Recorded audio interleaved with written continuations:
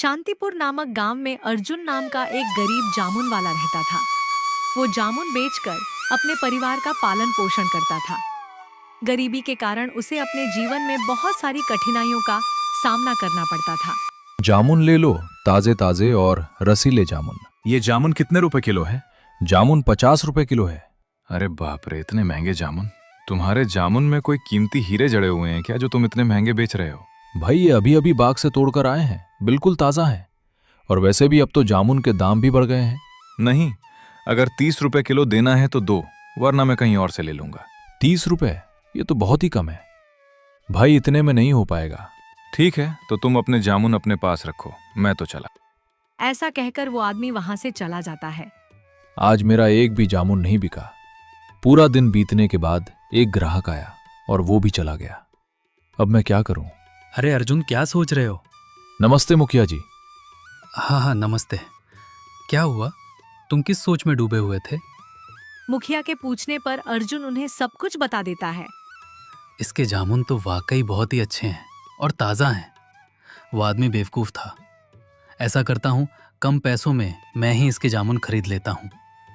ये सब सोचकर मुखिया जी बोलते हैं, ऐसा करो अर्जुन, तुम मुझे ये जामुन 40 रुपए किलो के हिसाब से 6 किलो दे दो। ठीक है मुखिया जी, मैं अभी दे देता हूँ। ऐसा कहकर अर्जुन मन में सोचता है, चलो कम से कम मुखिया जी ने मुझसे बहुत ज्यादा तो पैसे कम नहीं करवाए। अब जो भी पैसे मिलेंगे मैं उन पैसों से घर की जरूरत का सामान ले लूंगा, क्योंकि खाली हाथ भी तो मैं घर नहीं जा सकता। बेवकूफ़ आदमी, इन लोगों से प्यार के 2 मीठे बोल क्या बोल दो। ये लोग अपना सब कुछ न्योछावर कर देते हैं। फिर मुखिया जी जामुन लेकर वहां से चले जाते हैं और अर्जुन भी अपना सामान समेटकर अपने घर की ओर निकल जाता है। अजी सुनते हो? अच्छा किया जो आप जल्दी आ गए। क्या हुआ तारा, तुम इतनी परेशान क्यों हो रही हो? माँ की तबीयत बहुत खराब हो गई है, उन्हें बहुत तेज बुखार है। तारा तुम ये क्या कह रही हो? रुको, मैं अभी वैद्यराज जी को लेकर आता हूं। फिर अर्जुन वैद्यराज जी के पास चला जाता है। तभी रास्ते में बहुत तेज बारिश होने लगती है, लेकिन तब भी अर्जुन अपनी माँ को बचाने के लिए जैसे तैसे करके वैद्यराज जी के पास पहुंच जाता है और उन्हें सारी बात बता देता है और वैद्यराज जी को अपने घर ले आता है। अर्जुन, तुम्हारी माँ को बहुत तेज बुखार है।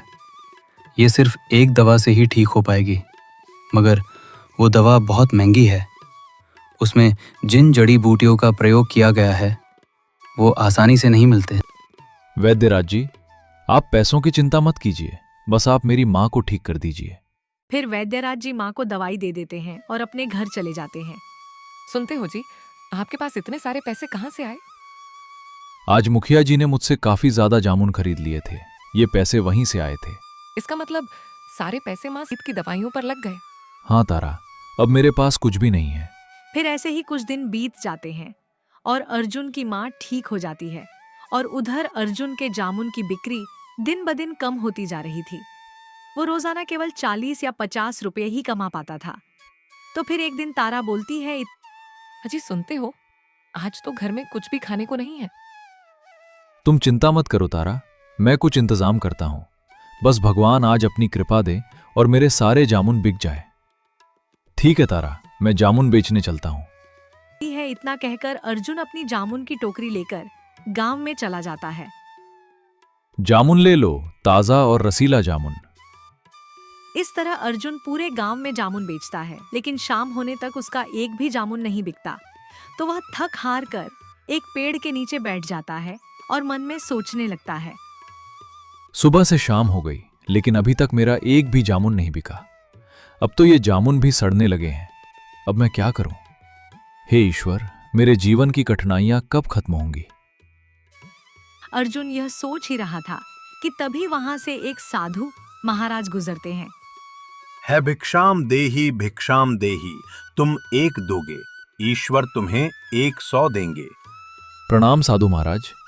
साधु महाराज, क्या आपको कुछ चाहिए? हाँ पुत्र, मैं एक भिक्षुक हूँ और यहाँ लोगों से भिक्षा मांग रहा हूँ। कैसी भिक्षा साधु महाराज? पुत्र, मैं अपने शिष्यों के लिए भोजन इकट्ठा कर रहा हूँ, इसीलिए गांव-गांव लोगों से भिक्षा मांग रहा हूँ।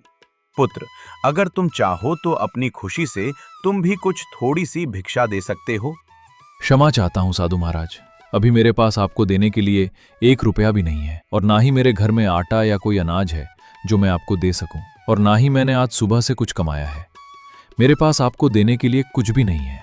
पुत्र, क्या तुम मुझे ये जामुन दे सकते हो? बाबा की यह बात सुनकर अर्जुन अपने मन में सोचने लगा। ये जामुन तो मैं साधु महाराज को दे ही सकता हूं। वैसे भी शाम हो गई है और इनके बिकने की उम्मीद भी नहीं है। वैसे भी ये खराब हो जाएंगे, इससे अच्छा है कि किसी के पेट में चले जाएं तो ज्यादा अच्छा होगा। जी साधु महाराज, आप ये जामुन ले जाइए। अर्जुन की बात मानकर साधु महाराज टोकरी से थोड़े से जामुन उठा लेते हैं। ये क्या साधु महाराज, आप इतने कम जामुन क्यों लेकर जा रहे हैं? आप सारे जामुन ले जाइए। पुत्र, अगर मैंने तुम्हारे सारे जामुन ले लिए तो तुम क्या बेचोगे? कोई बात नहीं साधु महाराज, मैं कल दोबारा जामुन तोड़कर बेच दूंगा। आप इन्हें ले जाइए। पुत्र, मैं इतनी बड़ी टोकरी कैसे लेकर जाऊंगा? साधु महाराज, आप मुझे बताइए आपको कहाँ जाना है, मैं इन्हें वहीं पहुंचा देता हूं। ठीक है पुत्र, चलो तुम मेरे साथ। इतना कहकर साधु महाराज अर्जुन को लेकर जंगल की ओर चले जाते हैं। कुछ देर चलने के बाद वो उनकी कुटिया में पहुंच जाते हैं। धन्यवाद पुत्र। अरे साधु महाराज, धन्यवाद की कोई बात नहीं है, ये तो मेरा फर्ज था। मेरा आशीर्वाद तुम्हारे साथ है, तुम सदैव खुश रहो। अगर आप बुरा ना माने तो मैं आपसे एक बात पूछ सकता हूं? पूछो पुत्र, क्या पूछना है तुम्हें?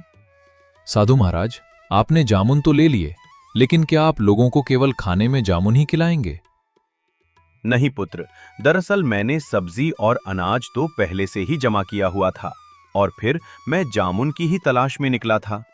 साधु महाराज, ये तो बहुत ही अच्छा हुआ, मेरे जामुन आपके काम आ जाएंगे। ठीक है बाबा, अब मैं चलता हूं। पुत्र रुको, मैं तुम्हें कुछ देना चाहता हूं। ये लो, इसका नाम मणि है। आज से ये चिड़िया तुम्हारी हुई। चिड़िया? पर मैं इसे कैसे ले सकता हूं? ये तो आपकी है। जब तुमने बिना किसी फायदे के मुझे अपनी पूरी जामुन की टोकरी दे दी, तो मैं क्या तुम्हें एक चिड़िया भी नहीं दे सकता? पर साधु महाराज, मैं इस चिड़िया का क्या करूंगा?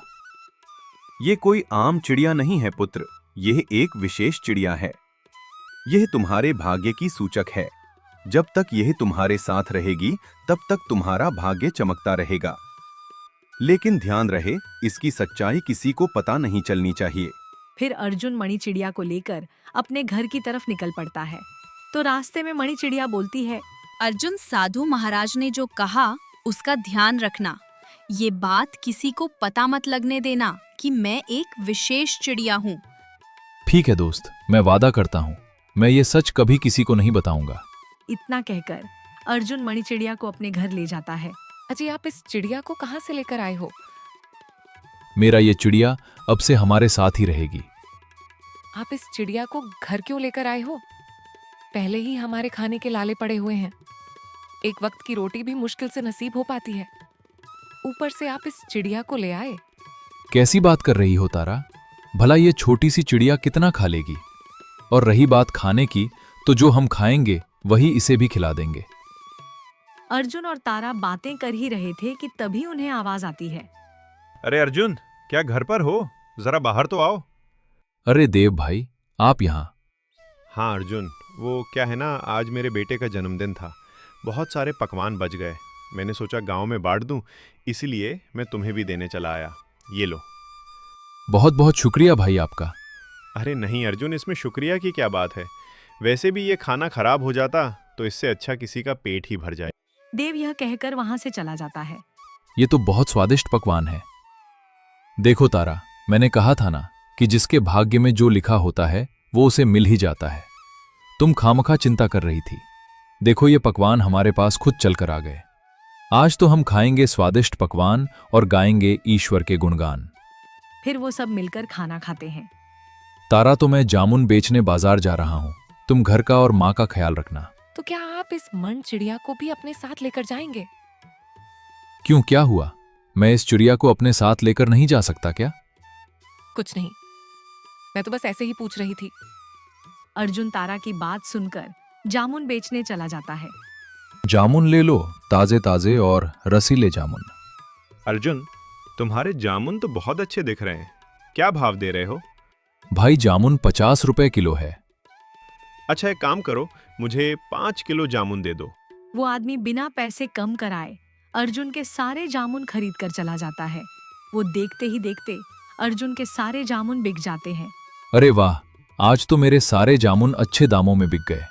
अब मैं इन पैसों से माँ और तारा के लिए अच्छे कपड़े और पकवान लेकर जाऊंगा।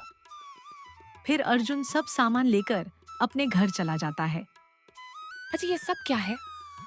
आज मेरी कमाई बहुत ही अच्छी हुई है, इसीलिए मैं तुम दोनों के लिए कपड़े और पकवान लेकर आया हूं। और फिर इसी तरह दिन गुजरते हैं। दिन प्रतिदिन अर्जुन की कमाई बढ़ती जाती है। फिर एक दिन उनके घर एक कबीर नाम का एक व्यक्ति आता है। ये लो अर्जुन भाई, तुम्हारे पैसे जो तुमने मुझे 6 महीने पहले दिए थे, मैं वापस करने आया हूँ। शुक्रिया कबीर भाई। अरे शुक्रिया तो मुझे तुम्हारा करना चाहिए अर्जुन। तुमने बुरे वक्त में मेरी मदद की थी, लेकिन ये पैसे लौटाने में मुझे थोड़ी देर हो गई। इसके लिए मैं माफी चाहता हूँ। कबीर अर्जुन के पैसे वापस करता है और वो वहां से चला जाता है। अजी सुनते हो, ये अचानक से लोग हम पर इतने मेहरबान कैसे हो गए? पता नहीं क्यों मुझे ऐसा लगता है जब से ये मणि चिड़िया हमारे घर आई है तभी से हमारे भाग्य बदल गए। तारा, तुम खामखा क्या क्या सोच रही हो? ऐसा कुछ भी नहीं है। दूसरी तरफ अर्जुन की तरक्की देखकर लोग जल भुन रहे थे। इस अर्जुन के सारे जामुन चुटकियों में बिक जाते हैं और एक हम लोग हैं, सुबह से बैठे रहते हैं लेकिन हमारा एक भी फल नहीं बिकता है। अरे हाँ भाई, तुम बिल्कुल सही कह रहे हो। इससे पहले कि इस अर्जुन की वजह से हमारा धंधा बंद हो जाए, हमें कुछ ना कुछ तो करना ही होगा। ऐसा करते हैं भाई, इसकी शिकायत अपन मुखिया जी से करते हैं, बाकी वो खुद ही देख लेंगे। इतना कहकर वो दोनों मुखिया जी के पास जाते हैं। मुखिया जी नमस्ते। नमस्ते। कहो कैसे आना हुआ? मुखिया जी, हम आपको एक बहुत ही जरूरी बात बताने आए हैं। बताओ, कैसी जरूरी बात है? मुखिया जी, हमारे गांव का जो अर्जुन है वो दूसरों के बागों से आंवले चोरी करके बेच रहा है। ये तुम क्या कह रहे हो? हम सच कह रहे हैं मुखिया जी, हमने उसे अपनी आंखों से खुद देखा है। ठीक है, अगर ऐसी बात है तो मैं अर्जुन को इसकी सजा जरूर दूंगा। वो दोनों आदमी मुखिया जी को अर्जुन के खिलाफ भड़काकर वहां से चले जाते हैं। मैंने तो अर्जुन को बहुत ही सीधा समझा था, मगर ये तो मुझसे भी ज्यादा चालाक निकला।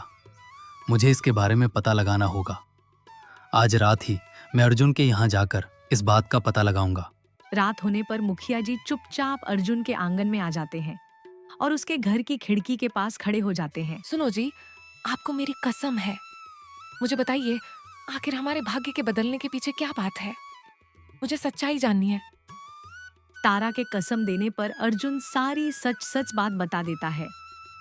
अरे वाह, ये तो बहुत ही खुशी की बात है। उन दोनों की यह सारी बातें मुखिया जी सुन लेते हैं।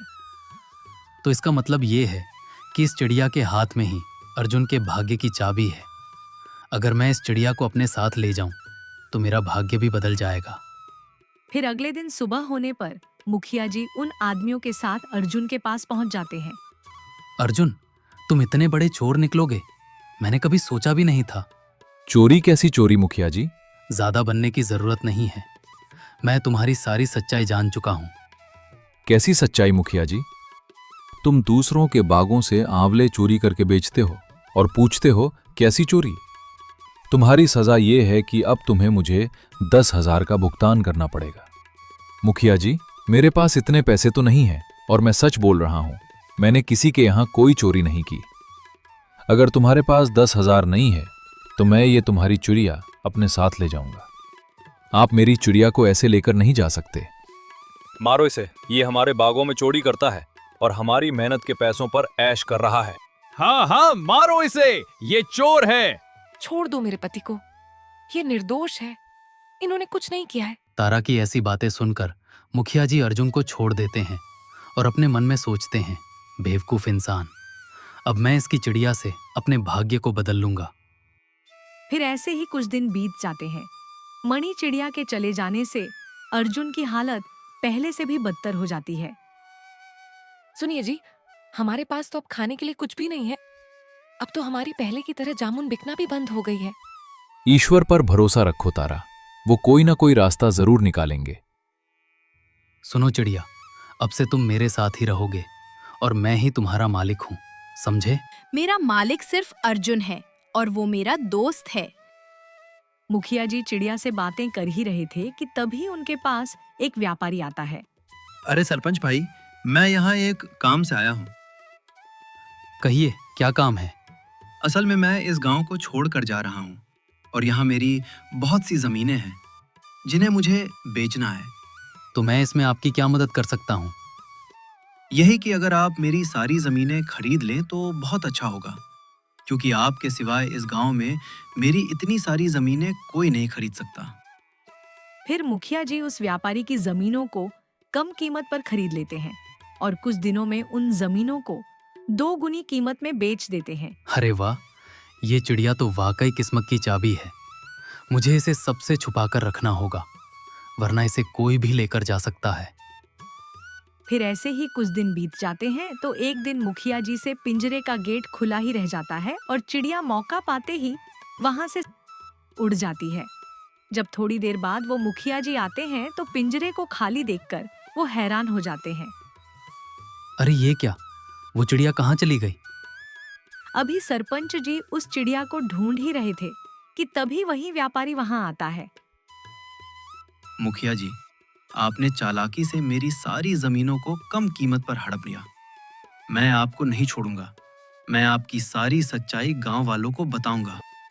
नहीं, ऐसा मत करो, मैं बर्बाद हो जाऊंगा। मैं तुम्हें तुम्हारे सारे पैसे देने के लिए तैयार हूँ। इतना कहकर मुखिया जी उस व्यापारी के पूरे पैसे उसे दे देते हैं। पैसे लेकर व्यापारी वहां से चला जाता है। मैंने अर्जुन की चिड़िया छीनकर उसके साथ बहुत बुरा किया। शायद मुझे आज उसी पाप की सजा मिली है।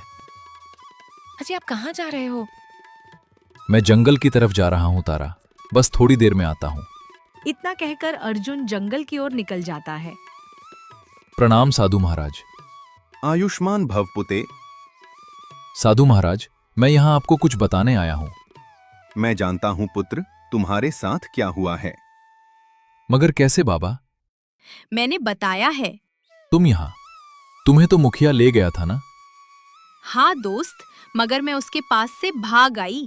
मणि चिड़िया अर्जुन को सारी बात बता देती है। अर्जुन, मैंने तुम्हें इसीलिए मना किया था कि इस विशेष चिड़िया के बारे में तुम किसी को पता मत चलने देना, वरना सभी इस चिड़िया के पीछे पड़ जाएंगे। क्षमा कीजिए साधु महाराज, मुझसे गलती हो गई। मुझे मजबूरी में तारा को मणि चिड़िया के बारे में बताना पड़ा था। कोई बात नहीं पुत्र, गलती इंसान से ही होती है। यह चिड़िया मैं तुम्हें वापस करना चाहता हूँ और आशा करता हूँ कि तुम दोबारा कोई गलती नहीं करोगे। धन्यवाद साधु महाराज, मैं वादा करता हूँ कि मैं दोबारा ऐसी कोई गलती नहीं करूंगा। रानी चिड़िया को पाकर अर्जुन का भाग्य दोबारा चमक जाता है और वह दिन प्रतिदिन अमीर होता जा।